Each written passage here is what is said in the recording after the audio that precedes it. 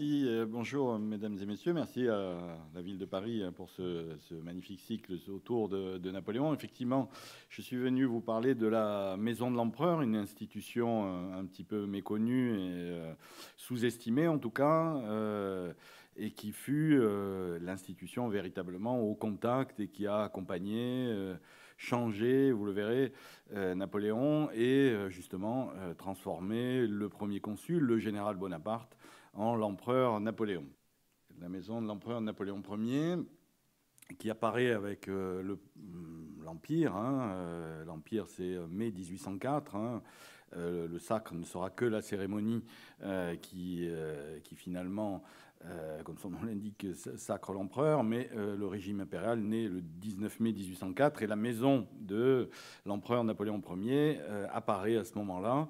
Alors, maison, ce n'est pas au sens évidemment du logis ou d'une maison impériale, c'est-à-dire la lignée, la lignée des Bonaparte ou des Bourbons. Non, la maison, c'est l'entourage du souverain, à la fois l'entourage domestique, mais aussi d'apparat, son entourage fait d'officier de cour et sa cour de manière générale.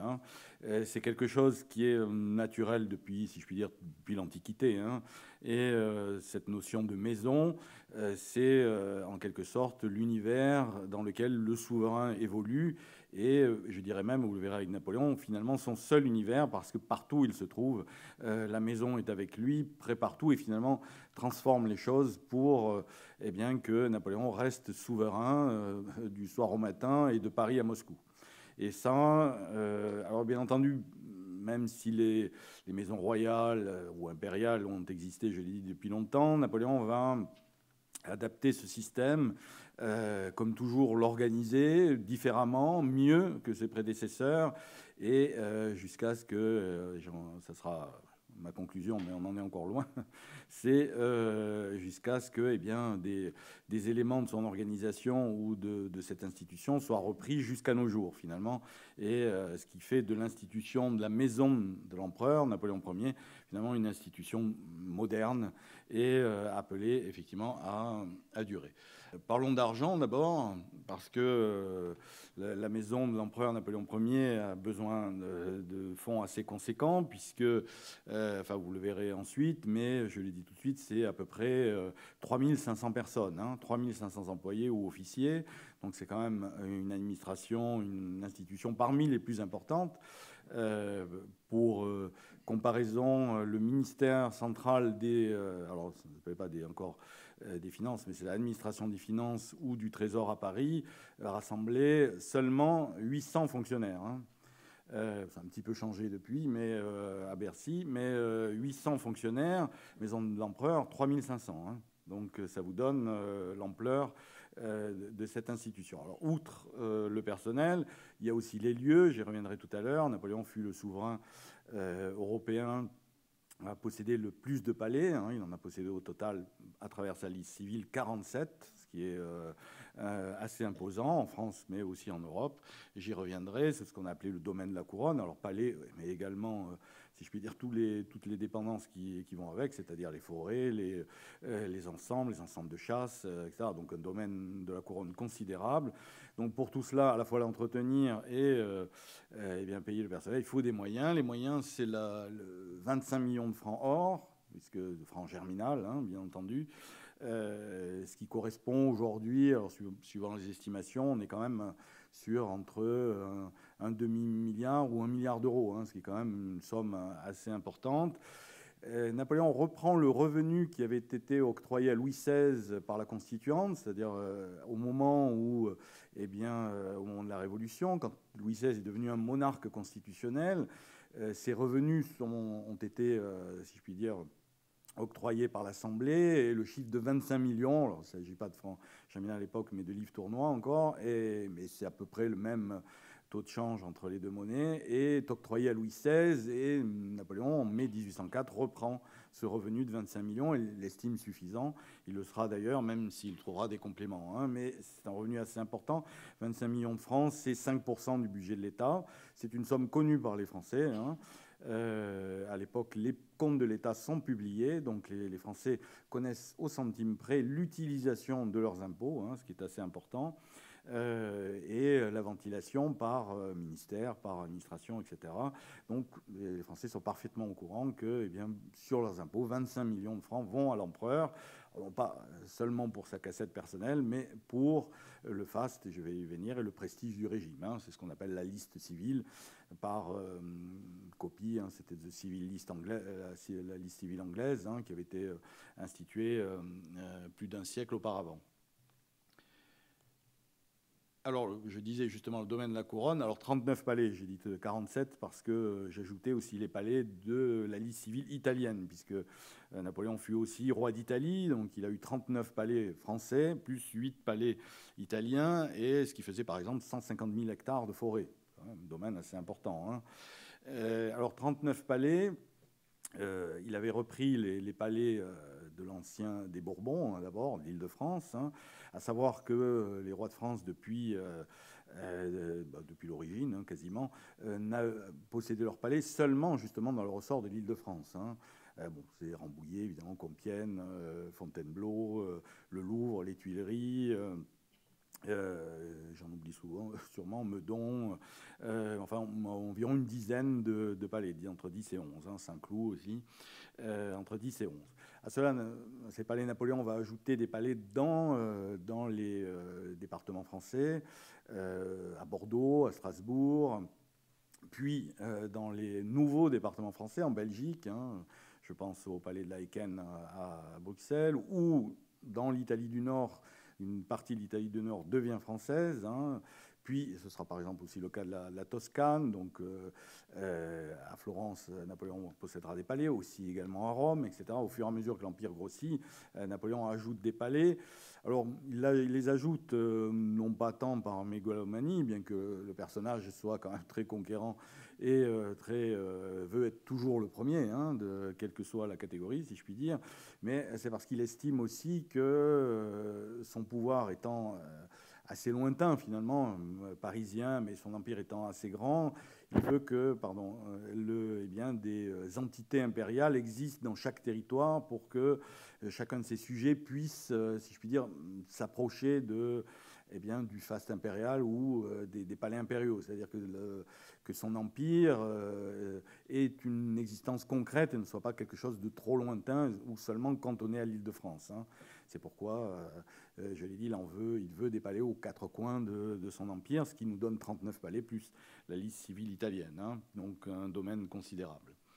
Alors là, je l'ai dit, la maison de l'empereur est créée en 1804, 164 officiers civils, officiers de cour, qui se répartissent, je les dirai tout à l'heure, mais si vous voulez, vous avez 6 grandes branches, 6 grandes subdivisions dans cette maison. Vous avez, alors pardonnez-moi de citer ce service à cette heure-là, puisque nous sommes à 12h30 passé, mais il y a d'abord le service du grand maréchal du palais, essentiellement le service de la bouche, c'est-à-dire des cuisines, etc., j'y reviendrai. Vous avez le service du grand écuyer pour les déplacements, vous avez le service du grand aumônier pour les messes, le service du grand veneur pour les chasses. Vous avez comme ça aussi, vous le verrez, il y a également l'intendance. Vous avez le grand maître des cérémonies pour les grandes cérémonies de cour, donc ce qui donne, si vous voulez, des services assez étoffés. Et 3384 serviteurs, ça ne veut pas dire 3384 domestiques autour de Napoléon en permanence, mais entre ceux qui sont répartis dans les 39 palais, parce que là, il ne s'agit que de la liste civile française, dans les 39 palais en France, ceux qui sont effectivement autour de Napoléon, qui le servent au quotidien, qui se déplacent avec lui, et que vous arrivez à ce chiffre de 3384, ou qui s'occupent des chasses ou des messes, etc. Vous arrivez à ce chiffre assez important. J'ai dit tout à l'heure, autour avec les officiers, 3500 personnes. À savoir que dans ces effectifs, Napoléon, lorsqu'il est en campagne, est entouré d'environ entre 150 et 200 personnes qui appartiennent à sa maison. Ça sera moins, les effectifs se diminueront un petit peu pour la campagne 1815, par exemple, mais pour la campagne de 1812, en Russie, il part avec 400 personnes de sa maison. Donc c'est quand même un effectif considérable. Alors, je dois dire tout de suite qu'en fait, la maison de l'empereur constitue un État dans l'État et une bulle protectrice. Alors d'abord, un État dans l'État, parce que la maison de l'empereur ne dépend pas d'un ministère, ne dépend de l'empereur directement. Ces revenus sont effectivement versés par le Trésor public, mais cette somme, Napoléon et son administration de la maison l'utilisent comme ils veulent. Ils n'en rendent compte à personne, c'est-à-dire à aucune assemblée, ni aucune instance, quelle qu'elle soit. Donc cet État dans l'État a donc ses moyens, son autonomie. Le territoire du domaine de la couronne est autonome, c'est-à-dire que la police ou la gendarmerie ne peuvent pas y pénétrer, par exemple, que la police se règle à l'intérieur par les institutions de la maison elle-même. Quand la garde impériale, qui est affectée à la garde de Napoléon, eh bien, lorsqu'elle est de service auprès de l'empereur, passe sous le commandement des officiers de la maison de l'empereur. Donc Napoléon ne dépend même pas de sa propre armée. Et la garde impériale étant par ailleurs considérée comme la maison militaire de Napoléon. Donc Napoléon crée une sorte de bulle protectrice autour de lui, à la fois contre ses ennemis, mais aussi contre ses amis. C'est-à-dire qu'à partir de cette création, finalement, il ne dépend même plus de son État. Bon, cet État lui verse l'argent, mais vous le verrez tout à l'heure, Napoléon réalise beaucoup d'économies, et finalement arrive à avoir presque une autosuffisance financière, ce qui fait qu'il est totalement indépendant. Alors, Napoléon était toujours quelqu'un de méfiant, évidemment, étant lui-même arrivé au pouvoir par un coup d'État, il pouvait craindre un coup d'État en retour. Notamment de ses ministres, Fouché ou Talleyrand, par exemple, ou de son beau-frère Murat. Enfin bon, il y avait X possibilités. Donc Napoléon s'est créé comme ça quelque chose qui lui permet d'être quasiment autonome, même par rapport à des institutions qu'il a créées. Bulle protectrice parce que à partir de ce moment-là, je l'ai dit tout à l'heure, il ne sera entouré que par le personnel de sa maison, ce qui fait que, évidemment, il travaille avec des ministres, il a aussi des relations évidemment avec son armée, les aides de camp, les maréchaux, les généraux, etc. Mais son environnement humain, si je puis dire, est celui de la maison de l'empereur. Le seul exemple, à partir de 1804, Napoléon n'est alimenté, si je puis dire, que par les services de sa maison. C'est-à-dire que par ses cuisines, il ne mange que ce qui sort de ses cuisines. Je reviendrai, c'est par crainte de l'empoisonnement que tout cela est mis en place. Il ne se déplace plus qu'avec les berlines de sa maison, que les chevaux sont ceux de sa maison. Il n'habite plus que les palais de sa couronne. Enfin, il est dans un environnement qui est totalement dévolu à sa personne et qui forme cette bulle protectrice qui est véritablement là seulement pour le servir et lui permettre de diriger son empire en étant à la fois protégé, aidé, assisté et, j'y reviendrai aussi, pour devenir un empereur fastueux. Alors, la maison de l'empereur, le faste en toutes circonstances, j'y viens très directement, puisque la première grande mission de la maison de l'empereur fut de transformer le général Bonaparte en empereur Napoléon Ier. À la fois dans les cérémonies, mais je dirais au quotidien. C'est-à-dire qu'à partir de mai 1804, Napoléon, du matin au soir, et même la nuit, doit se comporter en empereur, et même s'il est tout seul, je dirais. Car on ne joue jamais mieux son rôle que finalement quand on s'y investit. Donc c'est un changement qu'on a du mal, pas qu'on a du mal à percevoir, mais qu'il faut quand même remettre dans son contexte. C'est-à-dire, on parlait de la Révolution tout à l'heure, mais de la France sortie de la Révolution, un général de la Révolution qui tout d'un coup se met à jouer, si je puis dire, les Charlemagne. Alors évidemment, tout ça se passe en quelques mois, quelques années. Si je puis dire, le changement est quand même assez brutal et il faut le développer, le faire accepter. Et finalement, il faut avoir un instrument. C'est la maison de l'empereur pour faire de Napoléon un empereur crédible. C'est-à-dire qu'il ne se comporte plus en général, il ne tutoie plus personne, et qui est véritablement tous les aspects, pas seulement dans les tableaux ou lors des cérémonies, mais tous les aspects d'un souverain. C'est-à-dire que quand il apparaît, on ne se pose plus la question, plus c'est le général Bonaparte, c'est bien l'empereur Napoléon. Alors, ce qui n'est pas non plus aussi sans résistance, parce que ceux qui sont autour de lui sont des généraux républicains, ils viennent d'une France républicaine, des alliés républicains, comme Fouché, par exemple, un peu moins Talleyrand, vous le savez. Mais tous ces gens-là sont issus de la Révolution, donc il y a un univers à développer, je l'ai dit, et faire accepter. Alors, d'abord, c'est en affichant un faste qui rappelle celui de l'Ancien Régime, qui cherche à le dépasser et surtout à, si je puis dire, l'adapter dans la mode néoclassique de l'époque. Parce que vous savez que nous entrons dans le néoclassicisme, c'est-à-dire on s'inspire de l'Antiquité pour avoir comme ça le sentiment d'être à la fois une nouvelle ère, mais aussi quelque chose qui revit les belles heures de l'Antiquité, qui est alors considérée comme la période, si je puis dire, de référence, à la fois aussi bien dans la littérature que bien dans les arts. Donc ce néoclassicisme doit se décliner à travers, vous savez qu'il y a eu l'expédition d'Égypte, le style retour d'Égypte. Donc on baigne dans cette ambiance et à ce moment-là, ce faste doit s'inscrire à la fois dans une sorte de tradition française d'excellence, mais aussi s'adapter, tenir compte, finalement, intégrer cette mode néoclassique qui doit, comme ça, régner dans les palais. C'est d'autant plus vrai que, avant que je vous décline tout le faste, en imagerie, c'est d'autant plus vrai que le faste de l'Ancien Régime a disparu. Les palais ont été pillés, vendus, tout le mobilier a disparu, enfin a été vendu à l'Ancan, les palais sont dans un état déplorable, bref, il ne reste presque plus rien. C'est-à-dire que quand Napoléon décide de recréer une maison, de devenir empereur, il repart quasiment de zéro, pas de zéro, mais presque. Les artisans ont quasiment disparu, l'industrie du luxe avec, bref, la cour de Versailles n'existe plus. Et évidemment, mais tout ce qui allait avec non plus. Donc il faut repartir d'une feuille blanche, alors ce qui tombe bien justement, puisque il va pouvoir créer son style à lui, qui deviendra, vous l'aurez deviné, le style empire. Alors, ce se décline, par exemple, dans cette assiette du service des quartiers généraux, de porcelaine de Sèvres.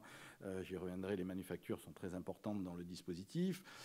Parmi les plus belles réalisations, d'ailleurs, on voit passer de temps en temps dans les ventes aux enchères ces belles réalisations. Nous sommes tout de même aujourd'hui, pour vous donner une valeur, à 400 000 € l'assiette, donc ce qui donne quand même des éléments. Pardon, parce que si vous avez un petit peu faim vers 13 h, magnifique cabaret en porcelaine de Sèvres, là aussi service des chasses impériales, ou Sèvres, un fusil aussi destiné aux chasses, mais c'est un fusil d'apparat à l'exécution magnifique, parce qu'il a fallu recréer ça aussi. Encore porcelaine de Sèvres, l'effigie de Napoléon. Ce qui se passe aussi, j'y reviendrai, mais Napoléon multiplie son effigie partout, sur les assiettes, alors c'est un petit peu comme la mode d'aujourd'hui pour les Windsor, quand vous allez à Londres, vous achetez toutes les assiettes, etc. Bon là, vous avez vu, elles valent beaucoup plus cher quand même.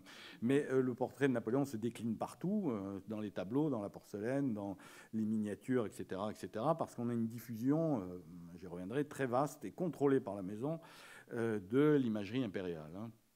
Sur les tabatières, vous avez ici une magnifique orfèvrerie aussi, de services de table. Ça, c'est un écritoire de campagne en maroquin rouge qui appartenait au maréchal Lannes. Ceux-ci sont... évidemment, étant le chef de cette collection, si je puis dire, tout ça appartient à la Fondation Napoléon, mais on peut en retrouver au Louvre, à Fontainebleau, à Malmaison, de partout. Là aussi, très belle exécution, en coin rouge. Alors, vous avez des pièces d'apparat que sont cette porcelaine de Sèvres, qui sont destinées à la cour, aux invités, etc., qui souvent sont déclinés en cadeaux. Mais par exemple, dans son intimité, Napoléon est un personnage qui s'isole beaucoup. Vous avez ici le nécessaire dentaire de Napoléon, 47 ustensiles, si je puis dire, pour soigner ses dents. Napoléon est quelqu'un maniaque de l'hygiène. Il est là aussi moderne avant l'heure. Il se baigne, vous savez. Il prend des bains de 1 ou 2 heures par jour. Ses dents, vous le voyez, il les trafique pendant un certain temps. Tout doit être blanc, propre, etc. Mais pour vous dire, ce nécessaire dentaire est exécuté par Biennet d'une très belle facture. Et donc là, Napoléon, quand il s'occupe de ses dents, si je puis dire, il n'y a pas 200 personnes qui le regardent. Il est seul avec son valet, mais c'est pour dire que pour entrer dans ce rôle, eh bien, même dans l'intimité, hein, Napoléon possède un certain faste. Hein.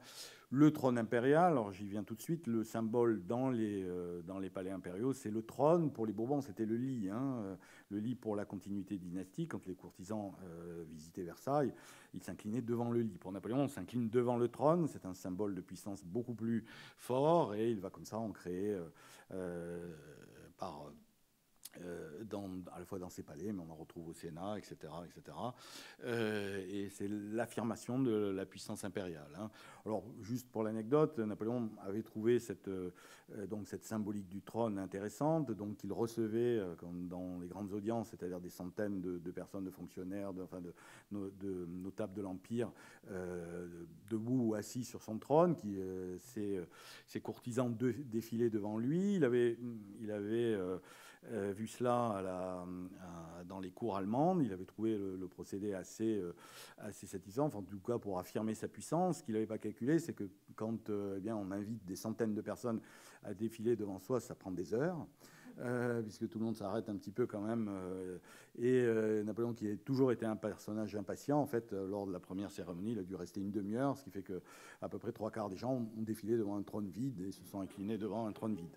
Parce qu'il était parti lui-même, n'ayant pas eu la patience. Alors, dernier trône, hein, pardonnez-moi cette truc, c'est cabinet d'aisance, mais là aussi, hein, très bien exécuté par Biennet, avec des petits coussinets là où il faut. Donc, vous voyez, vraiment, jusque dans l'intimité, Napoléon est devenu empereur du grand trône au petit, si je puis dire. Hein. Alors, cette production a mobilisé tous les artisans de luxe, tout le luxe parisien pendant 15 ans, ce qui fait que, à la fois, ça a relancé cette industrie. Alors, là, vous avez des pièces d'orfèvrerie, de Sèvres, mais c'est vrai également, puisque j'ai été commissaire d'une exposition chez Chaumet, pour évidemment tout ce qui est la joaillerie, hein, les couronnes, diadèmes, colliers, etc. Ce qui a relancé, créé même des maisons. À l'époque, c'était Nito. Hein, et on n'est pas excessif de dire que le luxe parisien que nous connaissons aujourd'hui naît à ce moment-là. En fait, il se prolongera et il deviendra l'un des fleurons de notre économie, mais c'est à ce moment-là, sur les ruines de l'Ancien Régime, que Napoléon et Joséphine relancent cette industrie qui ne va plus s'arrêter jusqu'à nos jours. Hein. Alors, assez rapidement, l'intendance, je l'ai dit, c'est un des services de la maison, environ 800 personnes. La première tâche de l'intendance, 897 employés en 1812, c'est la restauration des palais impériaux. Hein, je l'ai dit, je n'ai pas le temps de développer cela, mais que ce soit les Tuileries, Fontainebleau, Compiègne, etc., ils sont dans un état déplorable. Hein. Certains ont été même changés d'affectation. Donc il va falloir récupérer tout ça, recréer des jardins, remeubler. Alors, quand je dis remeubler, c'est évidemment acheter des meubles, de la vaisselle, etc., mais c'est aussi recréer les décors, les tentures. Donc tout ça va mobiliser des centaines d'artisans, d'artistes, je l'ai dit, pendant près de 15 ans. Hein. Alors dans le style empire, évidemment. Hein.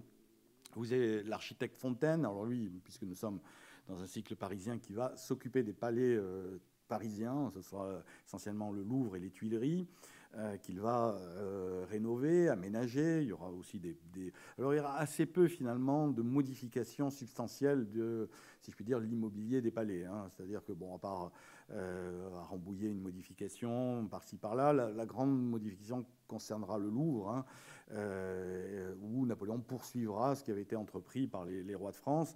Mais c'est là, entre évidemment le percement de la rue de Rivoli et beaucoup d'aménagements, la cour carrée, il y a les grands travaux sont essentiellement et exclusivement concentrés autour du Louvre. Hein. Les autres seront remeublés, aménagés, restaurés, mais ne seront pas finalement touchés dans leur structure, même si Napoléon a eu beaucoup de projets, un palais du roi de Rome sur la colline de Chaillot, mais tous ces projets n'auront aucune exécution. Napoléon, finalement, n'étant pas un bâtisseur, hein, étant plutôt quelqu'un qui a repris en l'état plusieurs domaines, les a embellis, les a, donc je l'ai dit, restaurés, et a comme ça, inclus aussi dans son projet de capitale, puisque son projet architectural a surtout concerné Paris, hein, avec cet architecte, donc Fontaine, hein, qui est assez connu. Alors, dans le musée Napoléon, qui va être créé au Louvre, hein, puisque le Louvre passe du statut de palais impérial, même si, s'il garde cette appellation, à celui de musée Napoléon. Ce musée Napoléon appartient au domaine de la couronne, évidemment, toujours à Napoléon. Et c'est Vivant Denon, celui qu'on a un peu considéré comme son ministre de la Culture, qui va, eh bien, pour la maison de l'empereur, hein, puisqu'il en dépend, le directeur du musée Napoléon, c'est lui, musée Napoléon, oui, au Louvre, c'est lui, eh bien, il est directement employé par la maison de l'empereur. C'est lui qui va fixer à la fois le style avec l'architecte Fontaine dans les palais, mais par exemple, les dessins qui se trouvent dans les services de porcelaine de Sèvres, qu'on appelle le cabaret égyptien, sont les dessins de Vivant Denon. Par exemple, c'est lui qui sélectionne les artistes, c'est lui qui sélectionne les représentations sur concours, mais c'est effectivement l'œil de Napoléon, comme l'avait magnifiquement nommé, ou surnommé plutôt, une exposition qui avait lieu au Louvre, justement, autour de Vivant Denon. Alors, dans son organisation de la maison de l'empereur, Napoléon pratique, ce qu'il pratique par ailleurs de partout d'ailleurs dans ses organisations, le diviser pour régner.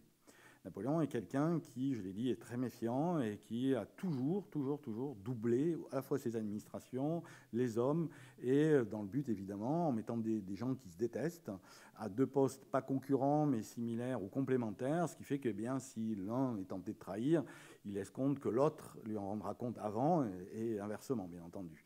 Se diviser pour régner, eh bien, il le pratique dans la maison de l'empereur parce que l'architecte Fontaine, qui est désigné pour restaurer, aménager, embellir le Louvre, eh bien, déteste Vivant Denon, qui en est le directeur. C'est plutôt ennuyeux.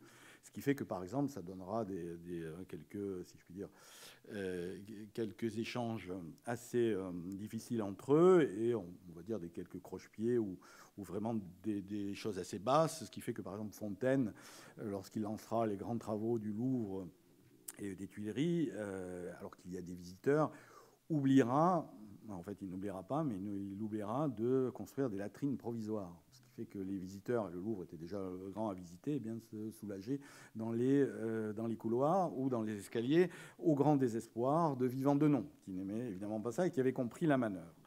Et d'ailleurs, Vivant Denon traitait l'architecte Fontaine, dans une lettre à Napoléon, de mouche inopportune. C'est joli, une mouche inopportune. Hein, si vous voulez accabler un adversaire, vous l'appelez une mouche inopportune.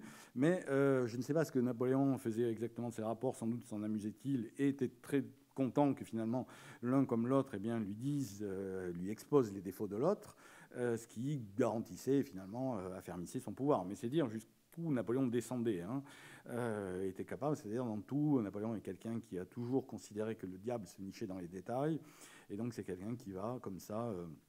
Eh bien, aller jusqu'à ce point de détail, si je puis dire, même si ça n'en était pas un, évidemment, pour le Louvre, dans cette opposition entre les deux hommes. Hein.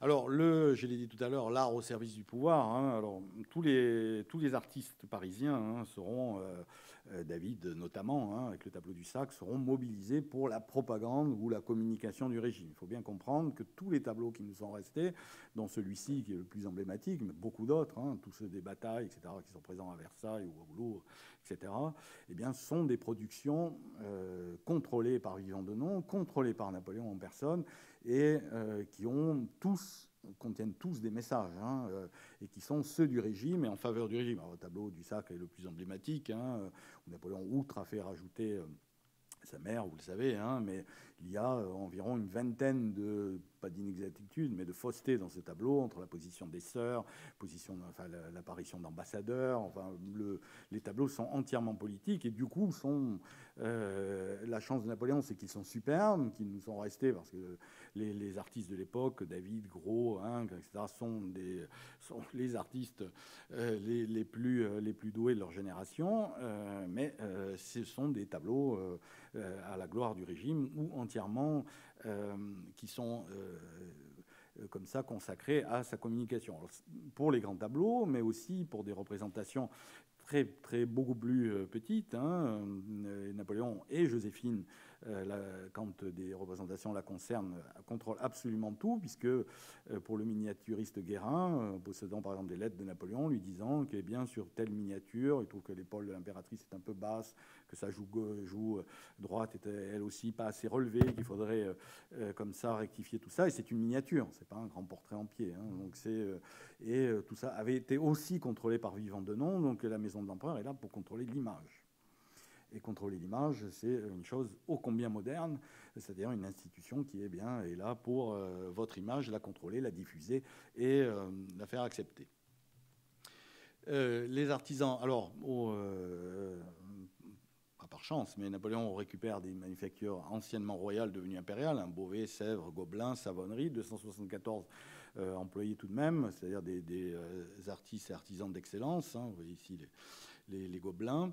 J'en profite pour dire qu'il y a en ce moment une magnifique exposition qui s'appelle Les Palais disparus de Napoléon, où ont été recréées justement des pièces des Tuileries, de Saint-Cloud et de Meudon également, et qui, comme ça, ont été toutes meublées, je l'ai dit tout à l'heure, par ces manufactures impériales qui reprennent leur essor et leur vigueur et sont véritablement d'excellence. Le mobilier impérial, hein, ça c'est aussi une notion qui est restée assez moderne, puisque aujourd'hui, bien justement, au Gobelin, vous avez ce qu'on appelle encore le garde-meuble, hein, c'est-à-dire qu'on va reconstituer tout un mobilier qui va tourner dans les palais ou dans les ministères, et on a conservé cette administration, hein, ce qui s'appelle aujourd'hui le mobilier national, qui meuble à la fois l'Élysée, les palais, les ambassades, etc. Une administration centralisée et qui, comme ça, s'occupe du mobilier.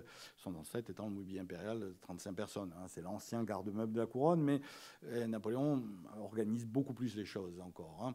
Alors, c'est aussi, ce sont aussi ces manufactures qui s'occupent des cadeaux diplomatiques.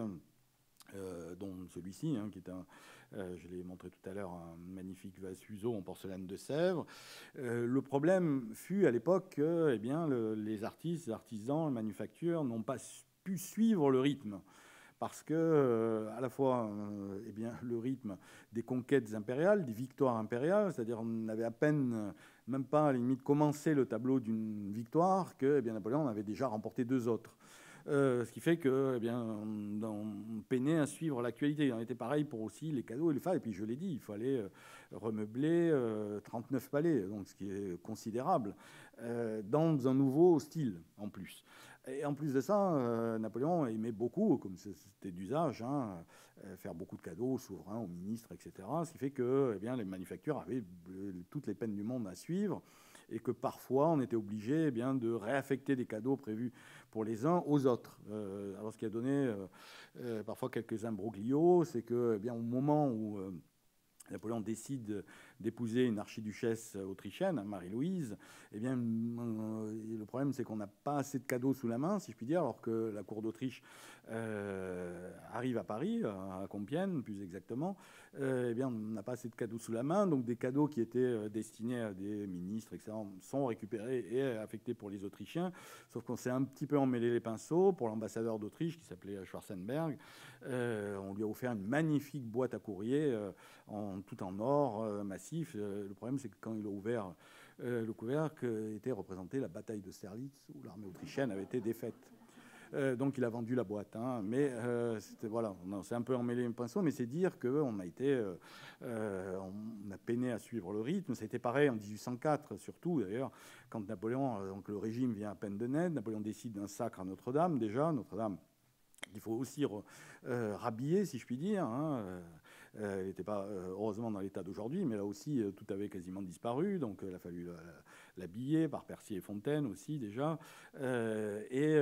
Également, dans les palais qu'on récupère, les meublés, surtout que le pape, Pie VII, est convoqué, si je puis dire, à la noce. Et il faut quand même qu'il dispose d'un mobilier quand même à la hauteur de son prestige, ce qui fait qu'on a ramassé tous les meubles qu'on a pu dans les ébénisteries parisiennes, et c'était là aussi quelque chose d'assez épique. Hein. Enfin, tant bien que mal, on y est arrivé, même si le pape a trouvé quelques meubles un peu bizarres à son goût, mais il faut dire que c'était un peu de briques et de broc, mais on y est arrivé. Alors, les intendants, je passe rapidement, mais le premier fut Claret de Fleurieux en 1804. C'était l'ancien ministre de la Marine de Louis XVI. Parce qu'au moment où Napoléon récupère, enfin, fonde, si je puis dire, sa maison, il récupère une partie du personnel de l'Ancien Régime, donc Claret de Fleurieux, un ministre de Louis XVI, ministre de la Marine. C'est lui qui avait préparé et fait partir l'expédition de la Pérouse, hein, dont on est toujours sans nouvelles. Mais des personnages considérables, car Napoléon veut s'entourer d'hommes d'expérience et qui avaient connu les maisons royales, puisque évidemment les républicains n'étaient pas des professionnels de cela. Et donc, pour éviter un certain nombre de bévues, même s'il y en a eu, il s'entoure de gens de l'Ancien Régime. Hein. Napoléon opère aussi une synthèse et veut faire revenir aussi les anciennes familles auprès de lui. Alors, Claret de Fleurieux est le premier intendant. C'est lui, justement, qui va devoir meubler les résidences, etc. Alors, quand Napoléon lui a annoncé que le pape arrivait à Paris pour le sacre, Claret de Fleurieux est tombé de sa chaise. Il lui a dit « Mais sire, vous n'y pensez pas, nous ne sommes absolument pas prêts, c'est impossible, nous n'y arriverons jamais ». Napoléon n'aimait pas ce genre de discours, je vous l'ai dit tout de suite. Donc Claret de Fleurieux a été très rapidement remplacé. Bon, Napoléon n'est pas quelqu'un qui est rancunier, donc il l'a nommé comme gouverneur des Tuileries ensuite. Hein, mais Claret de Fleurieux disparaît assez rapidement pour faire place à Daru, qui est son intendant de la Grande Armée, quelqu'un qu'il connaît bien, et qui est un symbole des gens qu'apprécie Napoléon. Alors les gens qu'apprécie Napoléon ne sont pas des gens, en général, ni très farceurs, ni très aimables. Il faut le dire tout de suite. Ce ne sont pas des gens avec qui vous allez passer un très bon moment à table, parce que ce sont des travailleurs acharnés comme lui, des gens qui n'ont donc pas beaucoup d'humour, qui passent leur jour, leur nuit à travailler, qui sont surtout très économes et voilà, qui sont à sa disposition jour et nuit. C'est le cas de Daru, hein, c'est Stendhal, hein, qui était son cousin, qui l'a décrit hein, comme un monstre de travail, quelqu'un qui n'arrêtait jamais. Mais ce genre de personnage, Napoléon les affecte parce qu'il ressemble à Napoléon, qui lui-même est un bourreau de travail. Hein. Bon, après, il y aura un autre intendant, Champagny, qui est un peu moins un bourreau de travail, mais et qui lui aussi est quand même quelqu'un d'assez sérieux. Et ce sera le cas de tous ces gens autour de Napoléon dans cette maison. Hein. Ce sont des gens très disponibles, qu'il peut faire travailler jour et nuit, qu'il paye très bien, mais voilà, qu'il veut à sa discrétion, à sa disposition entière. Hein. Alors, premier grand service, pardonnez-moi encore, hein, le service de la bouche, hein, qui est... avec, vous le voyez ici, près de 400 personnes. Ce sont donc les cuisines, les caves, etc. Alors, Napoléon est pourtant quelqu'un qui mangeait très vite et assez peu, il faut le dire, même bon, un peu moins vers la fin, mais au départ, il mange très vite, en un quart d'heure. Hein. Généralement, il mange une cuisse de poulet, il s'en va... Et il y a quand même des grands dîners, des dîners du soir, des dîners en famille, mais là aussi Napoléon est assez impatient. Alors il faut quand même restaurer une excellence à la française, déjà le service à la française. Le service à la française, c'est un service au cours duquel on vous présente plusieurs plats et vous prenez où on vous sert, où vous servez dans ces plats. Ce qui fait qu'on a toujours mis en exergue, ou par exemple les menus servis pour Louis XIV, Louis XV, Louis XVI à Versailles, ou pour Napoléon, où il y avait 15 entrées, 20 rôtis, 30 desserts, etc. Donc ils ne mangeaient pas tout ça. Hein. C'était finalement un buffet. C'est-à-dire ils avaient le choix parmi 15 entrées, 30 viandes. Bon, Louis XVI mangeait un... Bon, Louis XVI est très très grand. Hein. Vous savez sans doute plus d'1,90 m, donc il mangeait beaucoup, mais enfin, il ne mangeait pas 30 rôtis par jour. Hein. Donc en fait, on offrait un choix en réalité. Et c'est ce qu'on appelle le service à la française, par opposition au service à la russe, c'est-à-dire où on vous amène une assiette, si je puis dire, toute faite, et avec entrée, plat, dessert.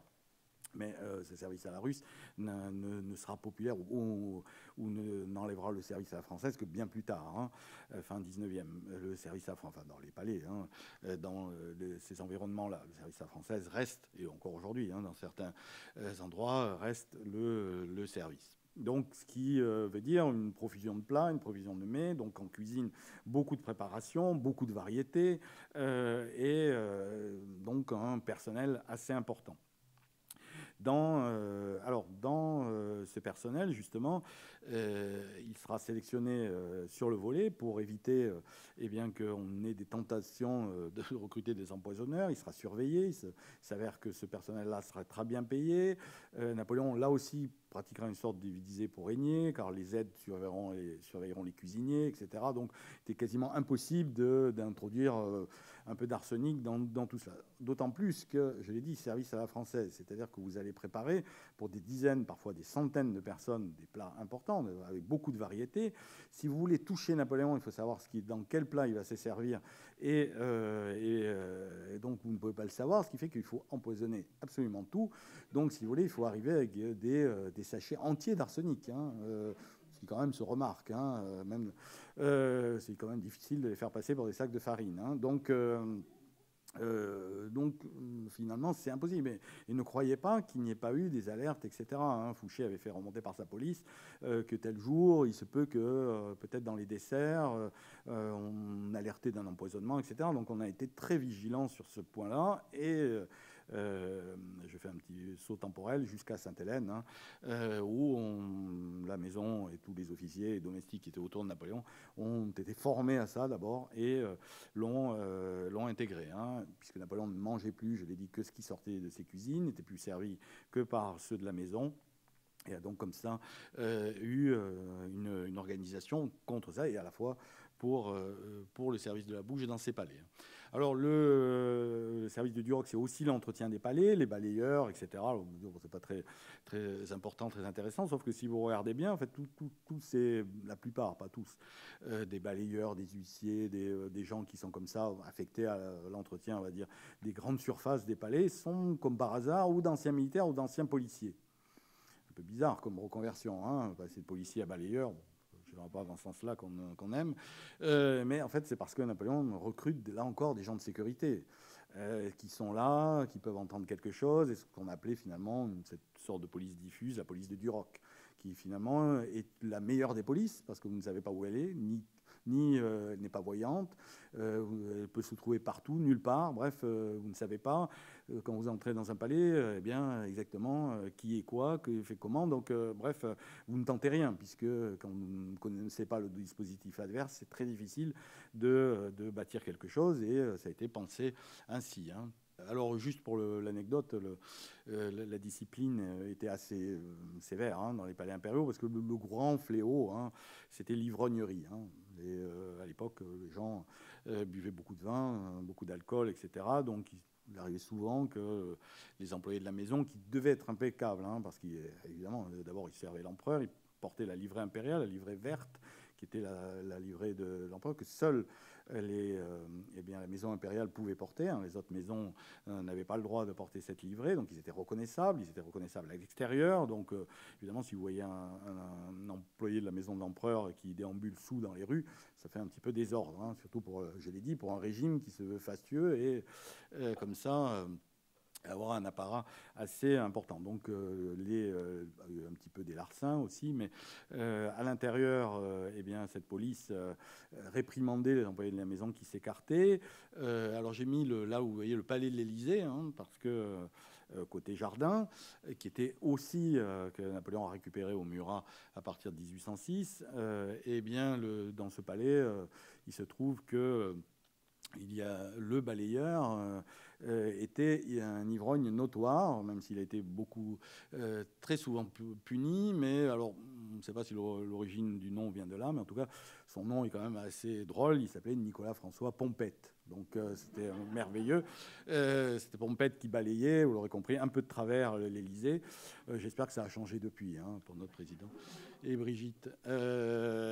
Voici Duroc, hein, le premier grand maréchal du palais, un ancien aide de camp de Napoléon, quelqu'un là aussi de dévoué, travailleur, économe, tout ce qu'aime Napoléon, qui ne rechigne jamais à la tâche, et qui est mort en 1813, hein, mais qui a été véritablement celui qui a été toujours auprès de Napoléon, et qui est là comme ça, accompagné pour diriger à la fois cet entretien des palais, ce service de la bouche. On a l'impression que c'est quelque chose donc d'accessoire, mais ce n'est pas du tout.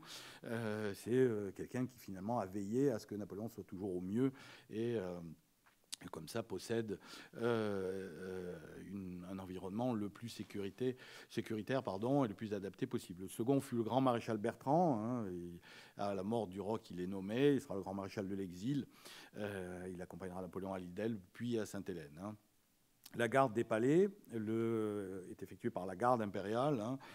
C'était le cas aux Tuileries et au Louvre, donc des détachements de la garde qui sont commandés par Duroc et puis Bertrand, et qui, comme ça, eh bien, différents postes de garde assurent la sécurité de tous les palais. Et à ce moment-là, je l'ai dit tout à l'heure, ils sont détachés de leur unité militaire, ils n'obéissent plus qu'aux officiers de Napoléon, donc ils sont véritablement là comme une sorte de garde prétorienne et qui est prêt à intervenir contre, si je puis dire, n'importe qui. D'ailleurs, en 1812, quand le général Mallet tente un coup d'État, quand Napoléon est en Russie, il arrivera à même à mettre en prison le préfet de police, ce qui quand même aura fait désordre pour ce régime.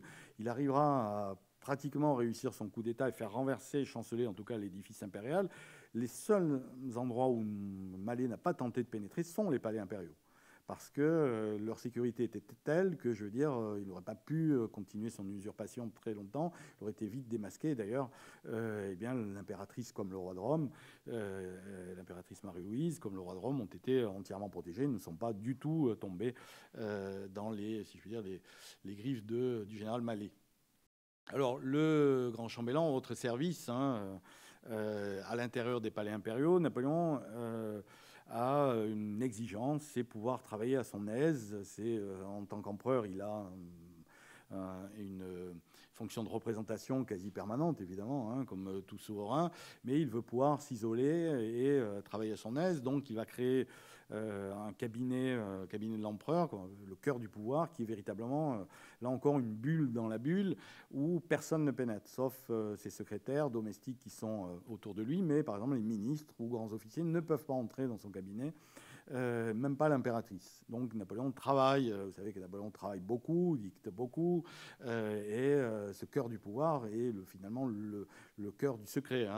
Et Napoléon organise ses cabinets, c'est-à-dire ses bureaux, toujours de la même façon. Les livres sont rangés à la même place pour ne pas perdre de temps, les papiers également. Donc, comme Napoléon voyage beaucoup de palais en palais, il veut retrouver assez rapidement la même organisation. Et même quand il est en campagne, ses secrétaires et les services du grand chambellan organisent l'endroit où se trouve, eh bien, un petit peu comme un petit palais impérial, ce qu'on appelle le cœur du pouvoir.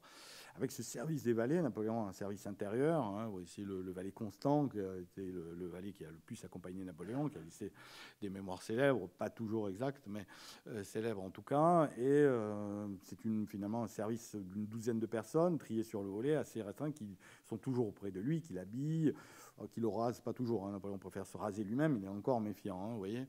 Mais qui forme son quotidien du matin au soir, avec des valets et parmi eux, non, ça c'est Talleyrand, il arrivera, c'est pas lui qui dort sur sa porte, mais avec le Mameluc Roustan, cet ancien esclave affranchi ramené d'Égypte, offert par un cheik et qui dort sur le seuil de la porte de Napoléon, ce personnage un peu inquiétant avec son poignard, qui fait partie aussi on va dire, cette galaxie de personnages qui, comme ça, sont chargés de dissuader des tentatives, de mauvaises tentatives à l'avance. Talleyrand fut le premier grand chambellan. Alors, ça ne nous étonnera pas, il ne s'est pas tué à la tâche. C'est tout le contraire. En fait, alors comme je vous l'ai dit, Napoléon doublait toujours les fonctions. Est-ce que j'ai voilà, il y a eu des chambellans autour du grand chambellan, notamment un premier chambellan qui s'appelait Rémusat, qui a lui aussi laissé des mémoires célèbres. Et ce premier chambellan avait des fonctions ou des domaines qui recoupaient celui du grand chambellan. Talleyrand avait tout de suite compris que c'était pour le diviser pour régner. D'ailleurs, il a dit à Rémusat, écoutez, vous connaissez très bien les petits défauts de notre maître, c'est-à-dire il aime bien se diviser pour régner, donc il voudrait que nous soyons en opposition. Écoutez, ne nous opposons pas, cher ami, je vous laisse le travail quotidien et moi je prends les honneurs. Est-ce que ça vous va? Bon, Rémusat a accepté. Donc Talleyrand a gardé le traitement, 40 ou 50 000 francs or, n'a pas fait grand-chose, a laissé Rémusat faire tout ça, comme ça ils ne se sont pas opposés, mais voilà, Talleyrand a continué. Mais néanmoins, ces grands officiers, Talleyrand compris, avaient aussi une fonction d'honneur. C'est assez important, c'est-à-dire qu'ils forment un entourage prestigieux autour de Napoléon et que, par exemple, quand Napoléon est en grand dîner, il y a tout un cérémonial, un cérémonial qui, comme ça, mis en place, une étiquette, qui veut que, par exemple, bien avant que Napoléon passe à table, le grand chambellan lui lui présente un bol en orfèvrerie, bien entendu, aux armes impériales, avec un petit peu d'eau pour que Napoléon puisse tremper ses doigts ainsi, un geste protocolaire. Alors vous allez me dire, avec Talleyrand, ça paraît bizarre. Eh bien, effectivement, Talleyrand a présenté ce bol et Napoléon a un petit peu trempé comme ça ses doigts. Alors imaginez quand même la scène de Talleyrand, cette ancienne famille, en train de présenter ce bol à l'usurpateur, parce que même s'il il aimait travailler avec Napoléon au début, je veux dire, il a travaillé assez rapidement, vous le savez. Donc, mais cette scène a existé, mais c'est dire que cet entourage de Napoléon était aussi obligé d'accepter des gestes qu'on qualifierait de serviles, mais qui faisaient partie de la tradition. Vous savez que Louis XIV, avec son étiquette, etc., enfin, tout ce qui était courtisan, officier autour de lui, c'était un qui lui amenait sa pantoufle, l'autre qui lui enlevait. Enfin bon, c'était quand même pas des gestes, on va dire, d'une grande élégance, même s'ils étaient faits avec élégance. Mais Louis XIV avait conçu ce qu'on a appelé l'absolutisme de la faveur et était arrivé à ce que les grands de France se disputent pour lui amener sa pantoufle. Donc, c'est quand même une réussite de pouvoir exceptionnelle, mais alors Napoléon ne reprend pas tout à fait cela, mais en partie quand même. Bon, Talleyrand jouera le jeu, pas très longtemps, mais pas très souvent en tout cas, mais il jouera le jeu quand même. Même si, comme par hasard, dans ses mémoires, on ne trouve aucune trace de tout cela. Il n'en parle même pas de cette fonction qu'il a pourtant occupée. C'est celle des chambellans. Napoléon augmentera le rôle des chambellans. Alors, pour briser un petit peu et faire une rupture avec la Révolution, Napoléon, ses premiers chambellans seront tous des anciens royalistes. Même certains appartenaient à l'armée de Condé, parce que les chambellans sont là pour un petit peu à la fois, on dirait aujourd'hui, gérer son agenda, mais sont à sa porte, alors pas de manière imagée, mais ce sont eux qui organisent les audiences pour l'empereur. Et donc, Napoléon veut éviter que les anciens généraux, qu'il a bien connus, arrivent comme ça, ouvrent la porte et se mettent à lui tutoyer. Non, maintenant, il faut qu'ils prennent rendez-vous devant le chambellan, que ce soit accepté, etc. Il y a un certain formalisme. Et pour, si je puis dire, les écartés qui comprennent bien que le tutoiement et, si je puis dire, les aides, c'est fini, il leur oppose, si je puis dire, des anciens adversaires pour qu'il n'y ait pas de connivence et qu'ils comprennent que les choses ont changé avec ces chambellans. Pardonnez-moi. Alors, avant qu'il divertir la cour, ces cérémonies courtes, il se trouve que une autre anecdote que j'aime assez, en 1805, quand la maison de l'empereur a quand même été formée, tout ça a quand même été pris sous un angle à certains moments de ridicule, c'est-à-dire que tout ce qui réapparaît, qui était quand même une imitation d'Ancien Régime, même si Napoléon met d'autres formes, etc., c'est quand même brutal. On passe en 1800, il est encore le général Bonaparte, 1805, il est des chambellans de cour, il trempe ses doigts, il a été sacré à Notre-Dame, tout ça va très vite et provoque quand même quelques moqueries. On sait un jour, un plaisantin s'est amusé à convoquer, à imiter l'écriture d'un chambellan pour convoquer des ministres à Saint-Cloud, alors même que cette audience n'existait pas. Et donc un Premier ministre se présente à Saint-Cloud, Napoléon ne comprend pas parce qu'il n'a pas, il dit pourtant non, je ne l'ai pas convoqué, enfin ça fait rien qu'il attende là, puis il voit un deuxième qui arrive, et puis ça j'ai compris, nous sommes le 1er avril, c'est un poisson d'avril. Sauf qu'il n'a pas du tout apprécié la plaisanterie, puisqu'il a demandé à Fouché de mobiliser ses experts graphologues pour qu'on trouve qui était le plaisantin qui avait écrit ce faux mot de chambellan. Et les bulletins de police nous disent qu'on a trouvé le plaisantin. Je ne sais pas ce qu'il est devenu ou ce qu'il est arrivé. Bon, je ne pense pas quand même grand-chose. Mais toujours est dit que tout Paris, et ça c'est Madame de Rémusat qui nous le dit, tout Paris s'était amusé de cette farce, sauf Napoléon. Qui a fait arrêter donc le farceur. Apparemment, dont j'ai dit on ne sait pas ce qu'il est advenu. En tout cas, il n'y a plus de poisson d'avril ensuite. Alors, on pourrait trouver que Napoléon n'a pas d'humour, mais pas toujours d'humour, c'est vrai, mais c'était parce qu'on avait attenté au prestige de son régime. C'est-à-dire on s'est moqué de ces chambellans, de tout ça, donc il a réagi assez fort. Alors, divertir la cour, ils sont là aussi, puisque je n'ai pas le temps d'y revenir, mais dans tous les pays, il y a des petites cérémonies. C'est-à-dire le quotidien de Napoléon est réglé du matin au soir, entre le lever, puis il y a des petites cérémonies. Le matin, il y a la messe, puis Il peut y avoir des balles, des jeux de cours, enfin, comme ce qui pouvait se passer à Versailles, mais de manière plus séquencée, plus organisée. Et surtout, Napoléon fait en sorte qu'il puisse ne pas y passer trop de temps, parce qu'il aime bien se divertir de temps en temps en jouant aux échecs, etc., en trichant, hein, parce que Napoléon triche, il veut toujours gagner, hein, ça ne vous étonnera pas. Bon, ses courtisans font semblant de ne pas voir, eux, ils sont obligés. Hein, mais un jour, Madame Mère lui avait dit, Napoléon, vous vous trompez. Enfin, vous trichez, il n'avait pas apprécié ça du tout, il avait balayé le jeu, puis il était monté dans sa chambre, hein, comme un petit garçon, mais il n'y a que Madame Mère qui pouvait se permettre, les autres le voyaient tricher, mais bon, il perdait. Hein. Enfin bon, Napoléon joue cette cour, mais il n'est pas le meilleur joueur, si je puis dire, possible. Hein. Autant il exige, et il a fait imprimer cette étiquette impériale dans ses palais, que tout le monde doit respecter à la lettre, etc. Il a horreur qu'on déroge ne serait-ce qu'un petit article de son règlement. Le seul qui déroge quasiment à tout, c'est lui. Hein. Il s'en va avant, il arrive après, il triche, il revient. Mais lui a le droit. Les autres, non. Mais voilà, les autres sont figurants. Mais celui qui, je l'ai dit tout à l'heure, il n'attend pas la fin du défilé de ses courtisans. Bref. Mais bon, voilà. Alors, il va jusqu'à...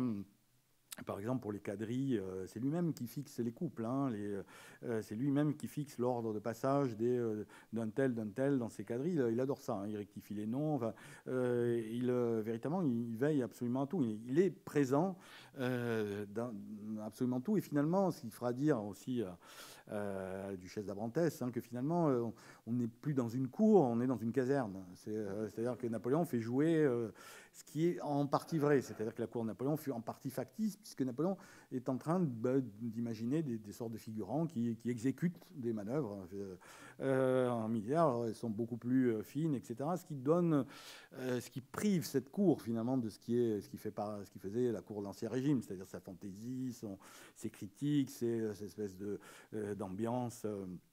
Voilà, à la fois délétère mais amusante. Bref, à la cour de Napoléon, on ne s'amuse pas. Hein.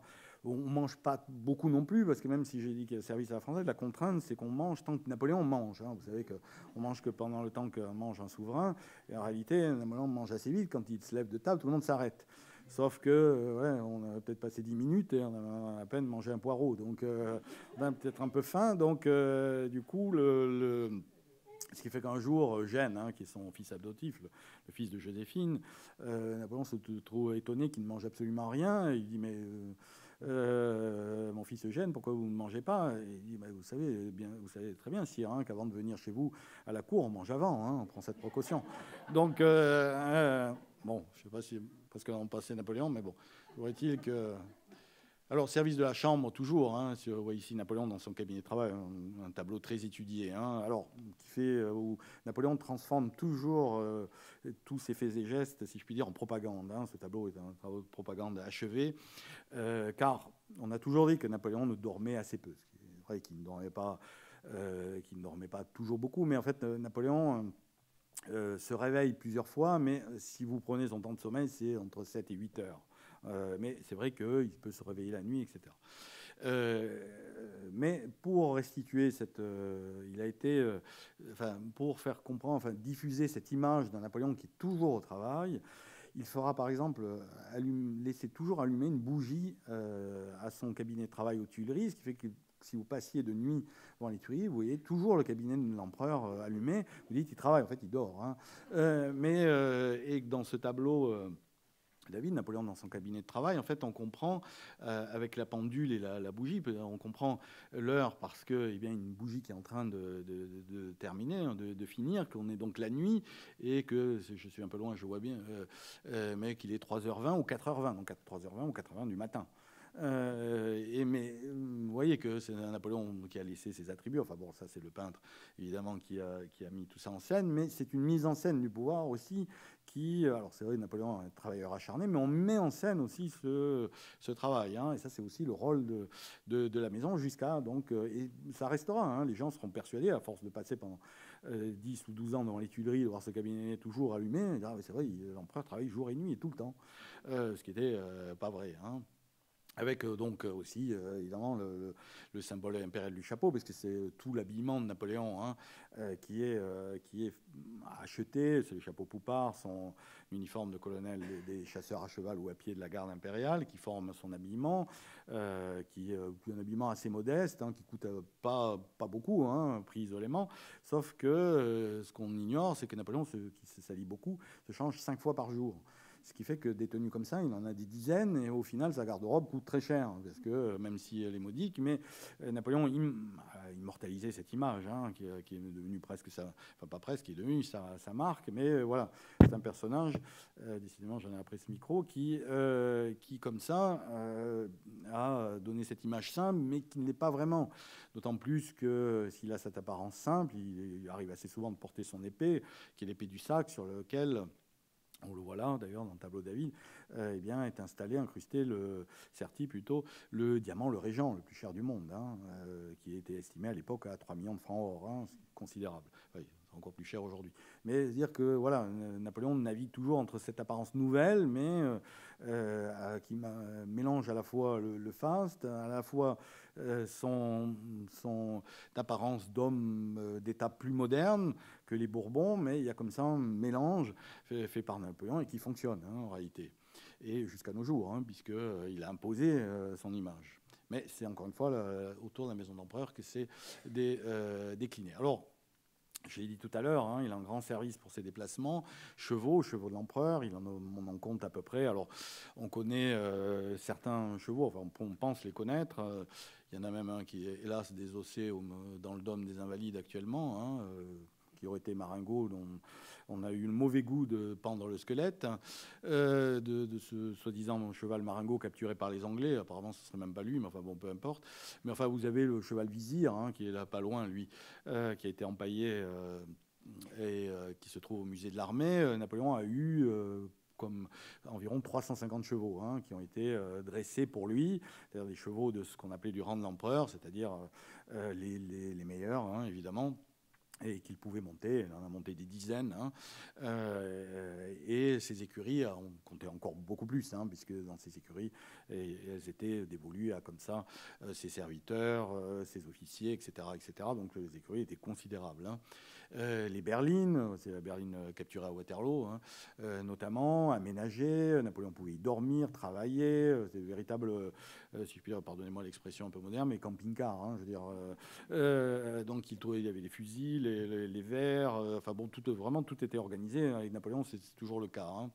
Les chevaux étaient dressés pour ne pas sursauter au moins de coups de fusil, donc on leur tirait pas loin des oreilles longtemps quand ils étaient en dressage, etc. Enfin bon, tout était vraiment encadré. Hein. Ce Caulaincourt, hein, qui fut le grand écuyer Napoléon, qui était le descendant d'une famille illustre, hein, quelqu'un d'assez sévère, rigide, hein, quelqu'un qui pour imposer la discipline, eh bien, convoquer en permanence, alors pas lui tout seul, mais tout son personnel de tous les midi 30, hein, à peu près à l'heure où nous sommes, et tout le personnel assistait à une lecture du règlement, des fois qu'il l'oublie, donc il avait la lecture tous les jours. C'est ce qu'on a appelé la messe de Caulaincourt, pour bien s'en rappeler, parce qu'il voulait une discipline la plus sévère possible. Je l'ai dit parce que, eh bien, il s'agit d'escorter l'empereur, les écuyers. Il y a un grand écuyer, il y a aussi des écuyers qui sont des officiers qui se tiennent toujours aux portes de l'empereur pour écarter tous ceux qui voudraient s'approcher. Alors, c'est une question de sécurité, mais aussi une question, par exemple, de solliciteurs en tout genre. Hein. C'est-à-dire quand Napoléon se déplace, des foules arrivent, il y a toujours quelqu'un qui veut demander quelque chose. Hein. Vous avez vu, il y en a qui s'approchent toujours du président de la République. Hein, Monsieur le Président, j'ai ça. Bon, il y en a des fois, il donne une baffe, mais oui, il s'approche. Monsieur le Président, j'ai ma mère, elle va pas bien. Oui, attendez. Enfin, Napoléon n'aimait pas ce genre de choses. Autant Napoléon, vous savez, c'est chaque chose à sa place. Les solliciteurs, il y avait un bureau aux Tuileries qui était chargé de les recevoir. Donc Napoléon recevait, lisait les plaintes, etc. Mais c'était un temps qui était défini. Et donc, tout ça était bien organisé. Il avait horreur qu'on vienne l'importuner, si je puis dire. Donc, les écuyers étaient là pour ça, et ces questions de sécurité, avec les écuyers de l'empereur, il aurait été difficile de donner une baffe à Napoléon. Je peux vous le garantir, puisqu'ils étaient des militaires, donc c'était un peu difficile. Alors, parce que le temps avance, hein, Je regarde ma montre en même temps. Ce règlement de caserne, l'étiquette du palais impérial, seul s'en a affranchi Napoléon, je l'ai dit, pour l'honneur, voici imprimé, il y en a eu plusieurs. Napoléon n'a cessé de les complexifier, de les intensifier. C'est Ségur, qui était lui aussi un personnage d'Ancien Régime, qui a comme ça mis en scène à la fois l'étiquette pour les courtisans et le spectacle impérial. C'est-à-dire que chaque membre de la maison devait savoir, et chaque membre de la cour devait savoir connaître sa position, ce qu'il devait faire, etc. Parce qu'il ne s'agissait pas d'avoir une position déplacée, que tout le monde reste là comme ça sans savoir quoi faire. Enfin bon, c'était un ballet très réglé, très minuté, répété, du sacre. À partir du sacre, etc. Vous savez que pour préparer le sacre, Napoléon avait fait préparer par Fontaine des sortes de poupées. Il s'est amusé avec Joséphine, disant mais Murat ici, non tiens il n'est pas bien. Donc on a répété comme ça. Enfin mais bon, ça paraît, là j'ai dit sous le ton un peu badin, mais c'était quelque chose de très sérieux. Et je dis Napoléon n'aimait pas du tout qu'on s'amuse avec ça. Les chasses impériales, autre attribut de souveraineté. On invite des gens, etc. Le problème dans les chasses, je vais assez vite, c'était un grand service aussi, le maréchal Berthier, qui fut le grand veneur, parce qu'il venait d'une famille de grande vénerie. Son père avait été un grand veneur sous l'Ancien Régime. Les chasses impériales, le grand problème des chasses impériales, c'est que Napoléon est myope. Donc il ne voit rien à distance. Donc en fait, pour qu'il tue du gibier, il faut qu'il l'ait pratiquement à son pied. Ce qui a donné des scènes de chasse absolument horribles, ce qui fait que le gibier était rassemblé, Napoléon pan tirait dessus, et encore arrivait à rater le truc. Et une fois, il a tellement raté qu'il a tiré dans l'œil du maréchal Masséna. Ça lui a fait très mal. Dans l'œil, ça fait très très mal. Mais comme Napoléon n'aime jamais non plus tellement s'excuser, il a dit que c'était la faute de Berthier, que c'était Berthier qui avait mal tiré, et c'est Berthier qui a dû s'excuser. Donc bon, c'était un peu, mais bon, les chasses impériales, ce qui veut dire que pour la majesté, pour Napoléon, ça n'a pas toujours été quelque chose de facile. La grande aumônerie, alors là aussi, c'est le cardinal Fesch qui est en charge, c'est son oncle, c'est le demi-frère de Laetitia, sa mère. C'est lui qui est chargé de régler les cérémonies du palais, religieuses. Il y a une messe qui est assez vite réintroduite, même avant 1804 aux Tuileries, le dimanche à midi. Puis il y en a pour les courtisans. Puis il y a évidemment là aussi le mariage de Napoléon et Marie-Louise à Compiègne. Donc il y a des cérémonies religieuses, etc. Napoléon est tenu évidemment d'assister à ces messes, sauf que là encore, il est un assez mauvais souverain parce qu'il s'endort. Je veux dire, la messe pour Napoléon, c'était un calvaire. Il n'a jamais été vraiment religieux. Je sais qu'il y en a beaucoup qui aiment le rattacher à la religion, on lui prête beaucoup de choses. Napoléon est quand même quelqu'un d'assez rationnel, ce qui n'empêche pas d'être religieux. Mais voilà, la messe, disons, ça l'ennuie. Donc on a de magnifiques représentations de lui qui dort, qui est évidemment pas repris dans ses tableaux. Le cardinal Fesch, l'économe des hommes. Parce que, alors, c'était quand... alors là encore, un personnage très économe, le demi-frère de Laetitia, la mère, pourvu que ça dure, mais qui est une femme très avare. Il était arrivé, puisqu'il avait été déjà grand aumônier pour le sacre en 1804, quand il y avait une grande cérémonie, il y avait aussi des aumônes, ce qu'on appelait, qu'on distribuait aux pauvres, c'est-à-dire on recensait tous les pauvres et on leur donnait de l'argent ou des vêtements, etc. Sur le budget qui lui avait été accordé pour le sacre en 1804, eh bien, Fesch a réussi à ne pas trouver assez de pauvres dans Paris. Ce qui est quand même, même aujourd'hui, très difficile, alors qu'il y en avait beaucoup. Non, il est arrivé quand même à économiser là-dessus. Il n'a pas dépensé toutes ses aumônes. Enfin bon, c'est pour ça qu'on dit le grand aumônier, au passage. Et riche comme Crésus, parce que de Cardinal Fesch, en témoigne sa magnifique collection qui est restée en grande partie à Ajaccio, où il s'est Fesch, quelqu'un qui s'est largement enrichi. Alors, avant que j'en arrive, pardonnez-moi, à la conclusion, cette organisation, on a cessé de monter en importance, à la fois dans tous les services. Le point de bascule fut le divorce d'avec Joséphine, parce que Joséphine, même si elle était un personnage venu de l'Ancien Régime, était quand même de petite noblesse, même s'il avait épousé un Beauharnais qui était quand même d'une noblesse assez respectable. Mais bon, Napoléon change de dimension en épousant une archiduchesse d'Autriche. Donc là, la maison de l'empereur quasiment double en effectif, double en officiers, ou même triple. Napoléon recrute des anciennes familles, on lui lui présente des listes de noms pour ses chambellans. Alors, il mélange un petit peu les noms, donc il dira tiens, oui, c'est. Et celui-là qui avait l'air un petit peu porté bien, qui a un peu des cheveux blancs, un peu crépus, là, comment il s'appelait déjà lui, il est bien, qu'on me le rajoute. Enfin, il y a comme ça une explosion, et une explosion aussi, puisque l'Empire français a, si je puis dire, explosé lui aussi, hein, en Belgique, en Italie, sur la rive gauche du Rhin, etc. Donc, les palais, il y en a de plus en plus. Bref, le système est devenu, pas incontrôlable, mais toujours contrôlé, mais devenu quelque chose de très imposant. Il n'y a pas une créature qui a dépassé 100 mètres, mais qui est devenu voilà, quelque chose de... les productions d'artistes en tout genre, la propagande, je l'ai dit. Alors j'ai dit, le problème, c'est, j'en reviens par exemple au tableau du Sacre, hein, j'ai dit dans cette accélération napoléonienne, c'est que quand le tableau du Sacre a été fini, en réalité, il a été fini en 1809, Napoléon divorce avec Joséphine, donc on n'en fait rien. Hein, je veux dire, on ne va pas exposer le sacre de Joséphine, puisqu'en fait, vous le savez, hein, le geste, c'est Napoléon sacrant Joséphine, le montrer à Marie-Louise. Donc, en fait, les contemporains de Napoléon ont très peu vu le tableau du Sacre par rapport à nous. Alors, il a été remisé à Versailles, hein, pas très loin quand même, mais alors les Autrichiens ont fini par le voir. Mais voilà, donc, par exemple, cette production-là, faite Napoléon-Joséphine, c'est fini, quoi. Hein. On peut ranger les assiettes, les tableaux, etc. On passe à autre chose. Et hop, une nouvelle impératrice, de nouvelles victoires, de nouvelles alliances, de nouvelles... en fait, tout ça a été tellement vite que, bon, néanmoins...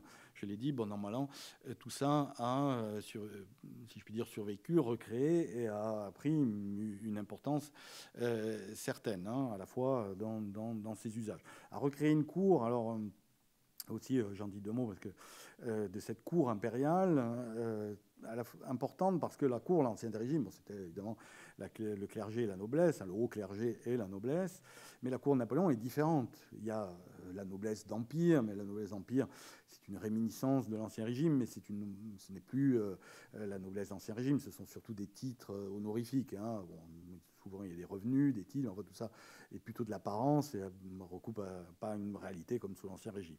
Vous avez la noblesse, mais vous avez en fait la cour de Napoléon, ce sont les plus hauts gradés, l'administration civile, l'administration militaire, les gens méritants, les industriels, etc. Donc en fait, c'est une société... Alors, pas les gens du peuple hein, dans la cour de Napoléon, mais bien qu'ils peuvent ne pas être loin en tant que serviteurs, puisque les serviteurs, même si on a essayé de les recruter parmi des familles d'Ancien Régime, il y en a beaucoup qui viennent d'horizons très vastes. Donc en fait, cette cour, ces palais napoléoniens sont une transformation quand même hein, des cours d'Ancien Régime, plus démocratique, entre guillemets, où eh bien, la société civile pénètre et où on a une préfiguration de, eh bien, pas des cours d'aujourd'hui, je veux dire, mais voilà, de ce qui est une sorte d'élite, hein, puisque Napoléon a voulu recréer les élites françaises, les célébrer, et donc Napoléon tient à ce que toutes les élites soient autour de lui dans cette cour, pas seulement une partie d'entre elles. Donc nous avons comme ça une célébration et une mise en scène complète.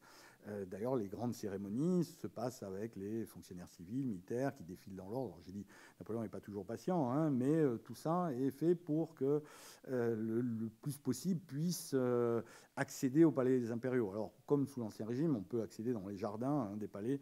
C'était le cas déjà sous les rois de France. Hein, on pouvait accéder dans les jardins. Napoléon rend public des pièces de ces palais, hein, c'est-à-dire vous ne pouvez pas rentrer comme vous voulez, hein, mais je veux dire après un certain nombre d'invitations, de procédures, vous pouvez pénétrer. Il y a une partie, notamment le cabinet de travail, etc., toutes ces parties de ces pièces-là réservées à l'usage de Napoléon dans lesquelles vous ne pénétrez pas, et même les hauts dignitaires ne pénètrent pas. Hein. Je dis Napoléon s'isole. Ce qui aura aussi comme conséquence de rompre la tradition française, qui était une tradition très ouverte. Hein. Vous savez que Louis XIV eh bien, régnait en public, hein, du matin au soir. Il y avait des courtisans autour de lui, etc. Napoléon, c'est plutôt partiel. Il apparaît, mais ceux qui sont autour de lui sont triés sur le volet, je l'ai dit. Donc, en fait, il donne une impression de souverain distant, en réalité. Hein, ce qui, encore une fois, n'est pas la tradition française, mais plutôt une tradition byzantine ou orientale, en fait, ou, par exemple, espagnole. Mais ce qui va être assez mal perçu par ceux qui avaient connu la cour de l'Ancien Régime, par exemple, hein, qui vont eh bien, comme ça noter les différences Et Napoléon ne se sortira pas vraiment de ce pas-là et être toujours quand même s'il arrive à intégrer la noblesse française, et même si la noblesse française, on peut le dire, après la naissance du roi de Rome, a accepté le fait impérial dans sa plus grande majorité, eh bien, reste quand même comme un personnage à part et disons les mots, un parvenu, en fait, malgré tout cela, en fait. Et donc, cette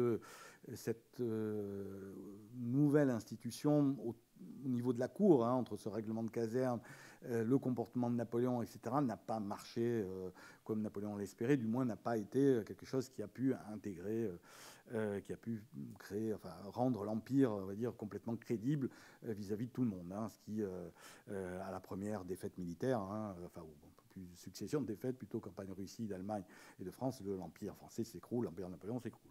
Néanmoins, je l'ai dit, dans ce qui reste, et c'est important, il y a quand même toute la restauration des palais, etc., la rénovation, le côté organisé de la cour, parce qu'autant la cour Louis XVI, etc., pas désorganisée, mais c'était un système qui était quand même, n'avait été jamais écrit. Il y avait, par exemple, l'étiquette du palais n'a jamais été écrite sous les Bourbons. Le cas, c'était plutôt des usages qui ont été consignés, mais tout ça n'était pas vraiment clair. Donc chez Napoléon, c'était beaucoup plus organisé.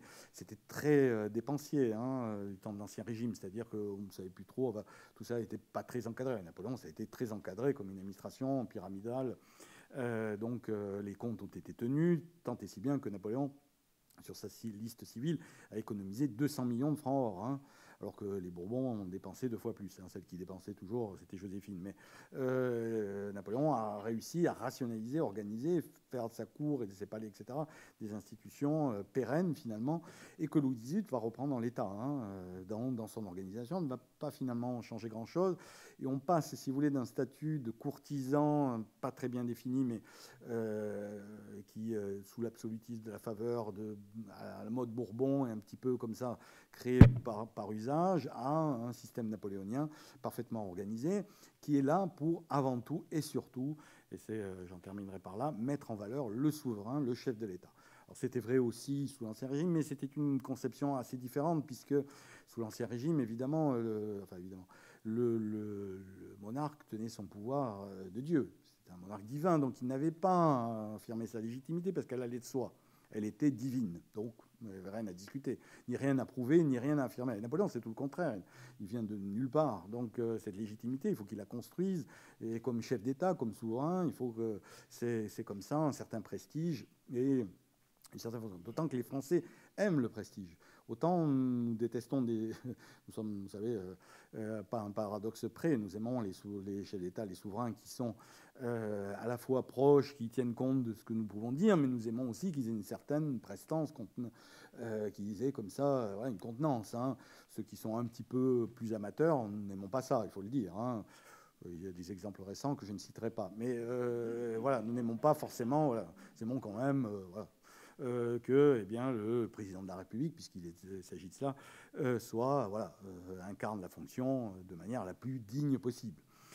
Et j'en terminerai dans cette conclusion, mesdames et messieurs, l'Élysée d'aujourd'hui, l'organisation du palais de l'Élysée, autour de notre monarque républicain, le président de la République, c'est le descendant direct de la maison de l'empereur Napoléon Ier dans exactement son organisation, sa façon de communiquer, de valoriser le chef de l'État, de l'entourer, de créer une bulle protectrice et d'être, alors un peu moins aujourd'hui, d'être autonome financièrement. Et longtemps, c'est Nicolas Sarkozy qui avait changé cela, mais le budget de l'Élysée était en masse, c'est-à-dire on envoyait, si je peux dire, on virait des fonds au palais de l'Élysée, et l'Élysée en faisait, enfin le président de la République en faisait absolument ce qu'il voulait. Et bon, c'était un petit peu modifié, mais enfin l'esprit est quand même resté. Donc cette bulle, cette espèce d'organisation, cette maison dévolue aux souverains, protectrice, qui dépendrait. Vous savez que, alors j'ai oublié de dire que Napoléon avait aussi un service de santé, etc. Que Macron a également, et Macron n'est entouré que par ces gens aujourd'hui. Donc on reprend, c'est l'Élysée, les gardes républicains, un peu descendants de la garde impériale, cet apparat, ce prestige, ces palais, sont en fait les descendants, j'espère dignes, de la maison de l'empereur Napoléon Ier, mais c'est pour dire que à la fois Napoléon ayant à la fois repris des attributs de souveraineté anciens, des modèles d'organisation anciens, a quand même ajouté une patte qui était la sienne, d'organisation, d'efficacité napoléonienne, et finalement qui s'est transmis de génération en génération. Et même si les régimes ont changé, finalement, les hommes, leurs aspirations et leurs aspirations à la grandeur n'ont pas vraiment changé, eux. Voilà. Merci, mesdames et messieurs. Merci à vous. Je pense que j'ai essayé de respecter pas trop l'horaire, mais... Merci beaucoup. La parole est à la salle. Monsieur, vous avez... Merci, merci à vous. Vous avez parlé de Fontaine beaucoup. Quid de Percier? Est-ce qu'il y avait une hiérarchie entre deux et quelles étaient leurs spécialités éventuelles respectives? Alors, Fontaine était plus, si je puis dire, architecte d'extérieur et Percier d'intérieur, hein, mais l'un et l'autre se mariaient. Ils avaient des fonctions à la cour et au sein de la maison qui étaient plus ou moins équivalents, hein, en fait. Du coup, Percier et Fontaine, c'est presque un couple qu'on a du mal à séparer. Mais en fait, la restauration, l'aménagement des palais allait aussi bien à l'extérieur qu'à l'intérieur, ce que Fontaine s'occupait aussi, hein, d'ailleurs. Mais en fait, ils ont travaillé tellement de concert. Mais pour les Louvre, Tuileries et les palais de proches, enfin Paris, Île-de-France. Hein, et ce sont eux qui ont mis en scène Notre-Dame de Paris. Hein, c'est eux qui l'avaient habillé, par exemple, puisque un décor avait été créé spécialement au moment du sacre. Donc ils sont intervenus à plusieurs reprises. Et bon, si je puis dire, ils nous ont laissé beaucoup de croquis, de témoignages, de tout ça. Mais voilà, le couple a bien foncé. Fontaine a laissé un journal qu'on n'a pas laissé Percier, où il nous décrit bien cette organisation qui est millimétrée, en fait. Hein, tout ça ne sort pas comme ça d'une organisation qui serait diffuse. C'est vraiment, avec Napoléon, chaque chose à sa place. Hein. Il nous écrivait à Napoléon. Napoléon était toujours au courant de leurs projets, validé. Rien ne se faisait sans lui, en fait. Hein. Donc, y compris dans les plus petits détails, hein, je l'ai dit tout à l'heure, mais également d'ameublement. Hein. Les chambres qui vont être choisies, par capillarité, par les frères et sœurs de Napoléon qui ont régné ailleurs, hein, partout en Europe, ont recréé le modèle impérial. Hein.